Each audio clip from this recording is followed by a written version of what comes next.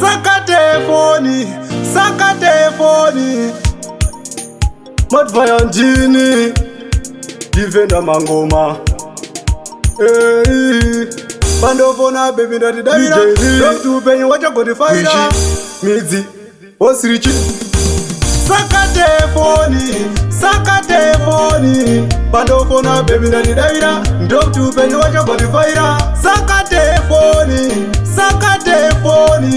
Pandofona baby ndati davira Don't penye wacha kodifira Yebi, daiwaiziva zvandokushuvira ugare padhuze neni uchinditeerera zvese zvandada.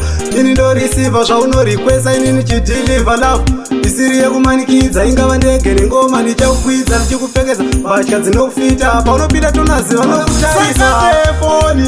Saka telefoni Pandofona baby ndandidavira ndokuti upenyu wachokondifaira. Saka telefoni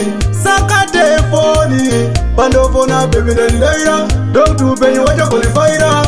Tara chimwa chitsvanyinda baby ndiri ndega ndingazvigona. Unoita unge wakandichisa mushonga, anoda kutora ndiputini ndomuisa pauri ngavarege kundijairira. Ndaive ndiri ndega pandakasarudzira kadeyadeya tichitenderera. Uya padhuze munzeve ndikuzevezere. Saka telefoni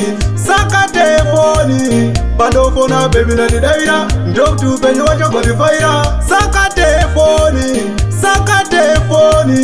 Pandofona baby ndandidavira ndokuti upenyu wachokondifaira.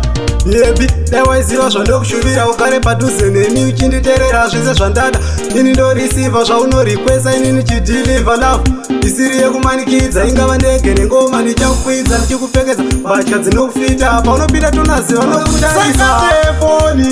Saka telefoni Pandofona baby ndandidavira ndokuti upenyu wachokondifaira. Saka telefoni Pandofona baby ndandidavira ndokuti upenyu wachokondifaira.